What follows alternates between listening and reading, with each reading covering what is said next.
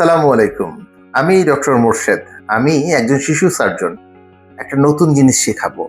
দেখেন তো ছবির এই যে টাংটি দেখা যাচ্ছে, এই টাঙের নিচে একটি ব্যান্ড আছে। এই ব্যান্ডটি হচ্ছে শক্ত হয়ে যায় এবং বিস্তৃত থাকে টাং টিপ পর্যন্ত। তখন এটিকে টাং টাই বলে। এটি একটি জন্মগত ত্রুটি। এটি যদি থাকে তাহলে টাঙের মুভমেন্ট রেস্ট্রিক্টেড হয়। অর্থাৎ টাংটি সামনের দিকে ঠিকভাবে আগানো যায় না, যার ফলে শিশুর খাবারের সমস্যা হয়, অর্থাৎ সাক করতে পারে না। আর একটু বড় হলে যখন কথা শেখে তখন উচ্চারণগত কিছু সমস্যা হয়। টি, ত, থ, ধ এই শব্দগুলো বলতে পারে না।